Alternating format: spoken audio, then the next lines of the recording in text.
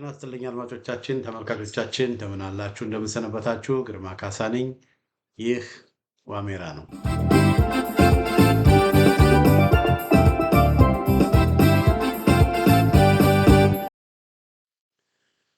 በዛሬው የዋሜራ መርሃ ግብራችን የወሎ ፋኖችን ወታደራዊ ቁመና እንተነትናለን። መቼም ብዙ ጊዜ በጣም ትግል በሚደረግበት ጊዜ በየቀኑ በየሰዓቱ በየወሩ ውጊያዎች አይደረጉም። ውጊያዎች የሚደረጉት በተወሰነ ጊዜ ነው።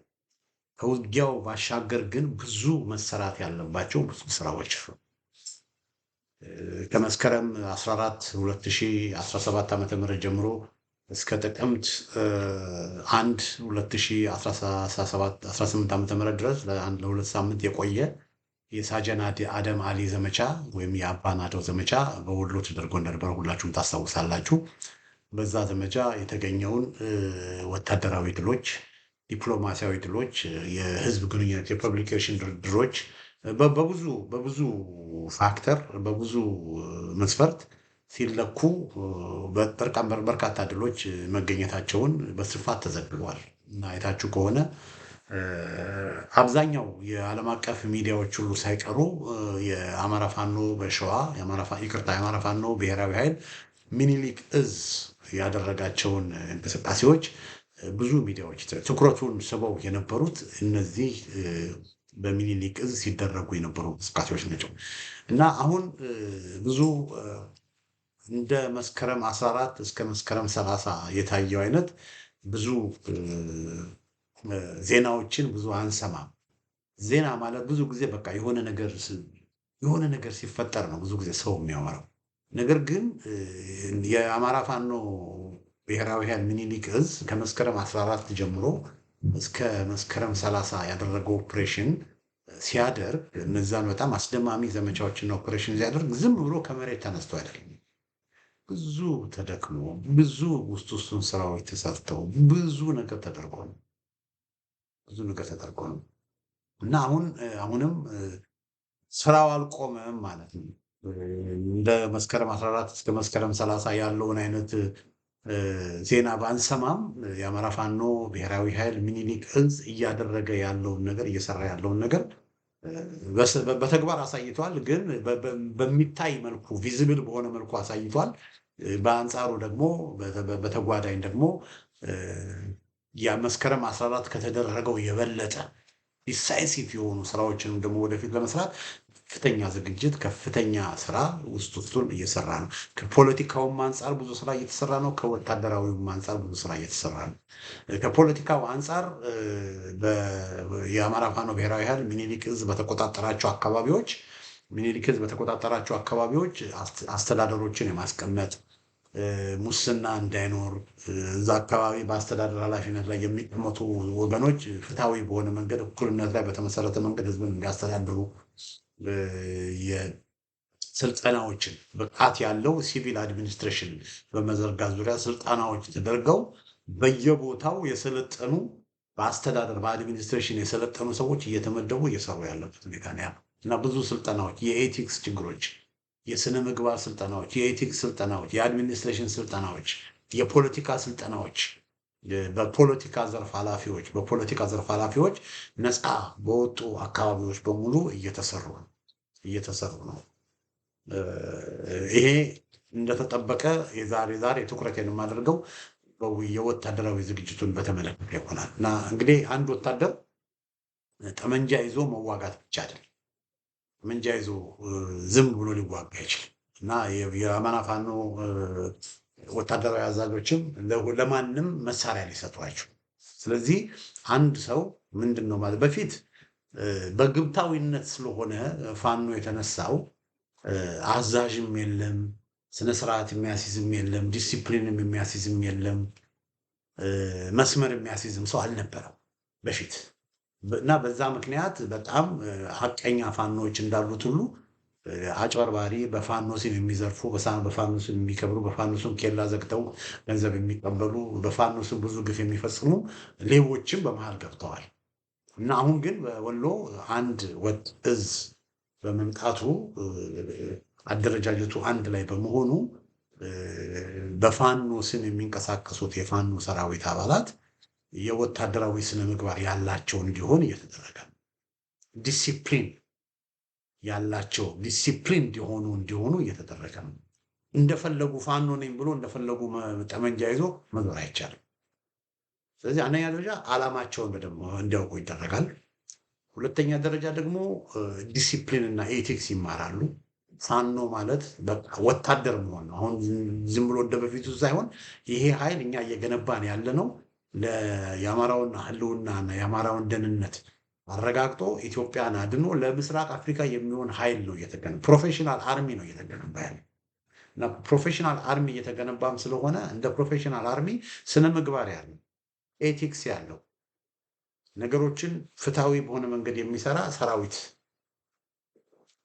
በደንብ የታነጸ ሰራዊት፣ በደንብ የታነጸ የፋኖ ሰራዊት ሊኖር ስለሚገባ በዚህ ረገድ ላይ ከፍተኛ ስራዎች እየተሰሩ እና በብዙ ቦታዎች በኢትዮጵያ መከላከያ ሰራዊት አባላት ለረጅም ጊዜ ያገለገሉ ከደርግ ጊዜ ጀምሮ ያገለገሉ ጀነራሎች፣ መኮንኖች፣ ኮሎኔሎች፣ ሻለቃዎች፣ የአየር ወለድ አዛዥ የነበሩ እነዚህ በሙሉ ሰራዊቱን ምን እያደረጉ ነው? ሰራዊቱን በውጊያ ብቻ ሳይሆን በስነ ምግባርም እያሰለጠኑት፣ በዲሲፕሊንም እያሰለጠኑት እና እስቲ ከነዚህ መካከል አንድ ክሊፕ ላሳያችሁ እና ይሄ ክሊፕ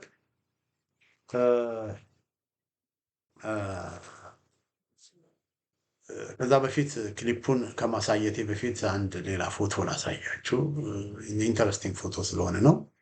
እዚህ ጋር የምታዩዋቸው ወገኖች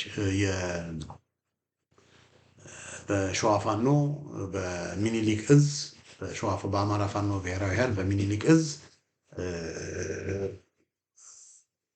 እየሰሩ እያገለገሉ ያሉ 3 ኮሎኔሎች ናቸው እና በስተቀኝ በኩል ያሉት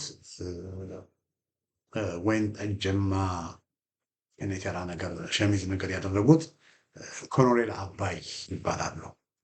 ኮሎኔል አባይ ለ40 ዓመት የኢትዮጵያ መከላከያ ሰራዊት ተራ ወታደር ጀምሮ የኢትዮጵያ መከላከያ ሰራዊት ውስጥ ሲያገለግሉ የነበሩ ናቸው። ከ40 ዓመት በላይ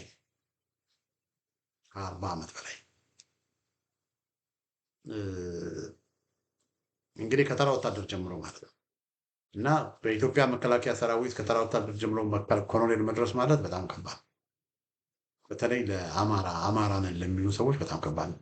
ለሌላው ኮሎኔል ከታች ከሻምበል ወደ ኮሎኔል ምናምን በ1 ዓመት በ2 ዓመት በ3 ዓመት ውስጥ በቃ 2 የወታደራዊ እርከን ተሻግሮ ሹመት ማግኘት በጣም ከባድ። ለምን? ያው የዘር ፖለቲካ ነው ያለው። ነገር ግን ለአማራ በመከላከያ ውስጥ ላሉ የጎንደር፣ የጎጃም፣ የወሎ፣ የሸዋ ምናምን ተወላጆች በኢትዮጵያ መከላከያ ሰራዊት ውስጥ ሹመት የማግኘት ነገር በጣም የተገደበ ነው። በቀላሉ ሹመት አያገኝም። በወያኔም ጊዜም በአብይ አህመድም ጊዜም በቀላሉ ሹመት አያገኝም። ስለዚህ በዚህ ከባድ ሁኔታ ውስጥ ኮሎኔል መባል በጣም ከባድ ነው። ስለዚህ እኚህ ሰው ለ40 ዓመት የኢትዮጵያ መከላከያ ሰራዊትን ሲያገለግሉ የነበሩ ናቸው። ኮሎኔል አባይ ይባላሉ። በመካከላቸው ደግሞ ያሉት ዘለግ ያሉት ብዙዎቻችሁ የምታስታውሱ ከሆነ ከኮሎኔል ፋንታው ሞባ ጋራ 2 ኮሎኔሎች ተብለው ይጠሩ አልነበረም? ያኔ ኮሎኔል ፋንታው ሞባ እና እኚህ ኮሎኔል ሞገዝ ዘገየ ይባላሉ። 2 ኮሎኔሎች ተብሎ የሚጠሩት እነሱ ናቸው።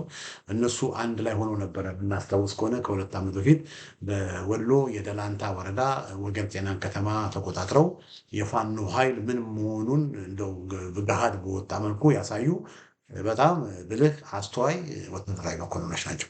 ኮሎኔል ፋንታሁንና ኮሎኔል ሞገዝ ዘገየ። ኮሎኔል ሞገዝ ዘገየ በአሁኑ ጊዜ የአማራ ፋኖ ብሔራዊ ኃይል የአማራ ፋኖ ብሔራዊ ኃይል ሚኒሊክ እዝ ዋና ወታደራዊ አማካሪ ሆነው እያገለገሉ ነው። ከጀነራል ተፈራ ጋር ሆነው በወሎ እየተደረገ ያለውን እንቅስቃሴ ስትራቴጂያዊ እስከሚያደርጉት ወታደራዊ መኮንኖች መካከል አንዱ እኚህ ሰው ናቸው እና እኚህ ሰው እንዳልኳቸው ከኮሎኔል ፋንታው ሞባ ጋር ነበሩ። ኮሎኔል ፋንታው ሞባ በሚያሳዝን ሁኔታ ራሳቸውን ለይተው በአሁኑ ጊዜ የሆነ ቦታ ነው ያሉት። በዚህ ጉዳይ ላይ ወደ በኋላ ምናልባት መልስበት ነው። ግን ኮሎኔል ሞገስ በቀኝ ናቸው። በነገራችን ላይ ኮሎኔል አባይ የወታደራዊ ስትራቴጂና እቅድ ኃላፊ ናቸው። የወታደራዊ ስትራቴጂና እቅድ የአማራ ፋኖ ብሔራዊ ኃይል ሚኒሊክ እዝ የወታደራዊና ስትራቴጂና እቅድ ዋና አዛዥ ናቸው፣ ኃላፊ ናቸው።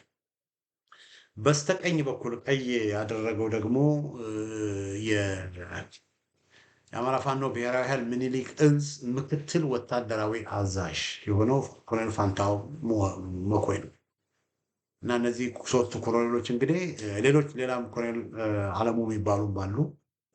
እንግዲህ የማውቃቸው 4 ኮሎኔሎች አሉ በአሁኑ ጊዜ በአማራ ፋኖ ሚኒሊክ እዝ ውስጥ ማለት ነው፣ ቁልፍ ኃላፊነት ወስደው እየሰሩ ያሉ እና እንደነ ሻለቃ ድርሳን ብርሃኔ እንደነ በለጠ ሸጋው ያሉ የዘመቻ መምሪያ ኃላፊ ነው በለጠ ሸጋው። ሻለቃ ድርሳን ብርሃኔ ወታደራዊ አዛዥ ነው። ሻለቃ ሀብታሙ ደምሴ ምክትል ወታደራዊ አዛዥ ነው። እነዚህን 50 አለቃ እነዚህን ጋይድ እያደረጉ በቃ ቁጭ ብለው ብዙ ነገር በቃ እየሰሩ ያሉ በጣም ግዙፍ የሆኑ ወታደራዊ ስራ እየሰሩ ያሉ ወታደራዊ መኮንኖች ናቸው። በአማራ ፋኖ አሳምነው ሚኒሊክ እዝ ውስጥ ያሉ እና ከነዚህ መካከል እንግዲህ አሁን ማሳያችሁ ከነዚህ ፋኖች መካከል አንደኛው ኮሎኔል አባይ በሆነ አካባቢ ስሙን አልጠቅሰውም ለደህንነት በሚል የፋኖችን ሰብስበው ሲያሰለጥኑ የሚያሳይ አንድ ክሊፕ ላሳያችሁ። ብዙ ነው፣ ረጅም ነው ቪዲዮ፣ ግን የተወሰነው ክሊፕ ላሳያችሁ። እስቲ እንከታተል። ነፃነትና እኩልነት አረጋግጣለሁ ብሎ ለመስዋዕትነት የተዘጋጀ ኃይል ወደድክም ጠላህም ይሄ ነው ግዳጅ። አማራ ላይ ብሎ ያመነ ሁሉ የአማራን ፈተና ሴት ልጆቻችን በኦሮሚያ ክልል ውስጥ እርጉዝ ሳትወልድ በኦሮሚያ ልዩ ኃይል ሳንጃ ቀኗ ሳይደርስ ተቀዶ የወጣ ልጅ ያለን የተበደሉ ብሔሮች ነው። ሴት ልጅ መደፈሯና በሽታ መሸከሟ ቀርቶ በማህፀኗ እንጨትና ብረት እያስገቡ የሚያሰቃዩቸው ብልጽግና ይህን ለማስወገድ ነው ይሄ ወጣት እዚህ የተገኘ። ካልሆነ ግን ይህን ለማስወገድ ነው አሳምነው ጽጌን እንዳንድ አምላክ አድርገን የወሰድነው። እኔ ሰውዬ ስለሆነ የአማራን ፖለቲካ ከፍ አድርጎ እንዲሰማና እንዲደመጥ ያደረገ ማንም ይሁን ማንም የብልጽግና እከካ ጫወትብን በማይችል መልኩ ልንቋቋምና ልናጠፋው ነው የተሰለፈ። ከዚህ ውጭ ሌላ ተልኮ የለም። የመጀመሪያው ስንቃችን ትጥቃችን ይህን ኃይል የምናመርተው መሳሪያ ለማሸከም አይደለም። የአማራን ሕዝብ ፈተና ከልቡ ከአንጀቱ አይምሮን ዝግጁ አድርጎ መጀመሪያ መቀበል አለበት። ከዚህ በኋላ ነው ለማን መተኮስ እንዳለበት መሳሪያ የሚሰጠው። ለማን መተኮስ እንዳለበት ታመነው ጽጌ እያለ ስትፎክር ስሙን አይደለም የምንፈልገው እኛ ተግባሩ ነው።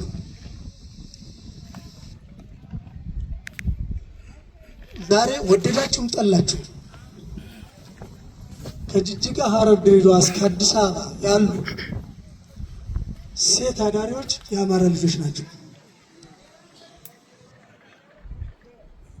ተወልዶ ባደጉበት ቀን ንብረታቸው ተዘርፎ እነሱም ተባረው የሚኖሩት ይህን ፈተና አውቀን ይህን ፈተና ለማስወገድ ነው የምንታገለው።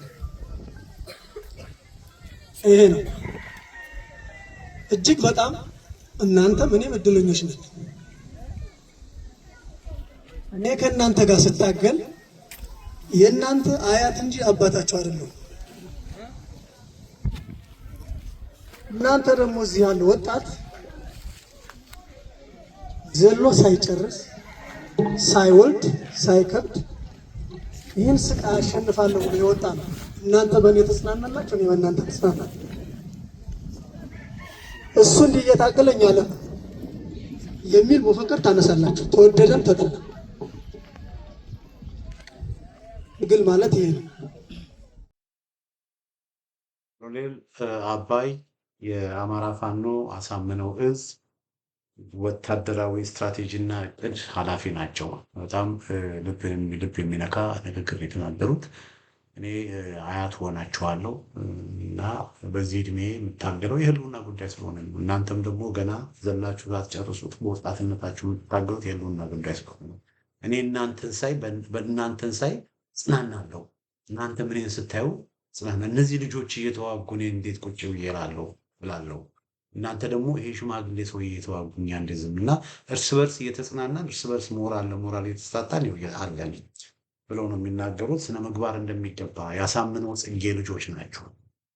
ያሳምነው ጽጌ ልጆች ናቸው ብሎ ነው የተናገሩት። ከጅጅጋ ድሬዳዋ ጀምሮ እስከ አዲስ አበባ በኦሮሞ ክልል የሆነ ያለውን በአማራው ማህበረሰብ ላይ እየደረሰ ያለውን ነገር ህዝብ እንዲያል ያለውን አደጋ ይሄ የቅንጦት ውጊያ አይደለም፣ ለስልጣን ተብሎ የሚደረግ ውጊያ አይደለም። ይሄ የህልውና ውጊያ እንደሆነ ነው እኛ አባት ልጆቻቸውን እየመከሩ እና እንዲህ አይነት ውይይቶች ከሰራዊቱ ጋር እየተደረገ ነው። ስልጠናዎች ከሰራዊቱ ጋር እየተደረገ ሰራዊቱ ለምን እንደሚዋጋ እንዲያውቅ ዓላማው የዚህ የፋኖ ትግል ዓላማና የፋኖ ትግል እንቅስቃሴ ምን እንደሆነ ሰራዊቱ እንዲያውቅ እየተደረገ ነው። ላይ ያሉት አመራሮች በየቦታው እየሄዱ ፋኖን አደራጅተው እያደረጉ ነው። እንግዲህ የአማራ ፋኖ በሸዋ የአማራ ፋኖ በወሎ ይቅርታ የአማራ ፋኖ ብሔራዊ ኃይል አሳምነው እዝ የአማራ ፋኖ ብሔራዊ ኃይል ይቅርታ የአማራ ፋኖ ብሔራዊ ኃይል ሚኒሊክ እዝ እንዳልኳችሁ በጣም በርካታ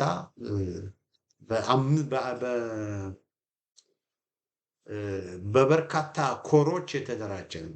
እንዳልሳሳት ተጠንቅቄ ነው የምንነግረው። እዚህ ጋር ለምን ተወቅሻለሁ? አንዱ የአማራ ፋኖ የምስራቅ አማራ ኮር አንድ አለ። የምስራቅ አማራ ኮር አንድ ወደ ቆቦ አካባቢ በዋናነት በአሁኑ ጊዜ እየታገለ እየተንቀሳቀሰ ያለ። ሁለተኛው የምስራቅ አማራ ኮር ሁለት አለ። እሱም ከወልዲያ በስተሰሜን የሚንቀሳቀስ በዋናነት። ሶስተኛ የላስታ አሳምነው ኮር አለ። በቡግና ወረዳ፣ በላስታ ወረዳ፣ በመቄት እንዳለ በሰሜን ወሎ በርካታ ወረዳዎች ዋገምራ ዞንን ጨምሮ የሚንቀሳቀስ የላስታ አሳምነው ኮር በሀምሳ አለቃ ወንድሙ ማሩ የሚመራ ማለት ነው። አራተኛ የልጅ ኢያሱ ኮር አለ። ግዙፉ የልጅ ኢያሱ ኮር አለ። ድሮ እነ ድርሳን የነበሩበት ማለት ነው። አምስተኛ ሳጀን አደማዲ የነበረበት የንጉስ ሚካኤል የምዕራብ ወሎ ኮር አለ አምስተኛ። ስድስተኛ ደግሞ በዋናነት ደላንታ፣ ዋድላ፣ ኮን ምናምን አካባቢ የሚንቀሳቀሰው ደግሞ የደጋው መብረቅ ኮር አለ እና 6 ኮሮች ነው ያሉት ወገኖች።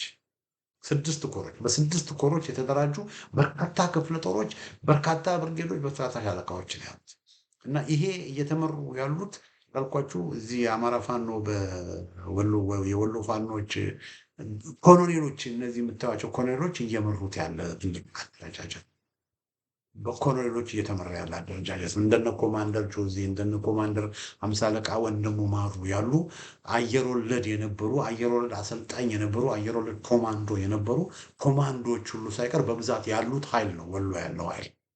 ትልቅ ኃይል ነው ወሎ ያለው ኃይል እና በኮማንዶ ራሱ ብዙ ስልጠናዎች እየተደረጉ ያለበት ሁኔታ ነው ያለው እና ይሄ ኃይል በዲፕሎማሲ በምንድን ነው በስነ ምግባር እንዲታነጽ፣ በወታደራዊ ብቃት እንዲታነጽ፣ በአደረጃጀት እንዲታነጽ፣ የእዝ ሰንሰለት ምን መሆኑን እንዲያውቅ መስመር ከሳተ ሊደርስበት የሚችለውን ዲሲፕሊነሪ ቅጣት፣ ዲሲፕሊነሪ እርምጃም እንዲያውቅ ስልጠናዎች እየተደረገ ነው።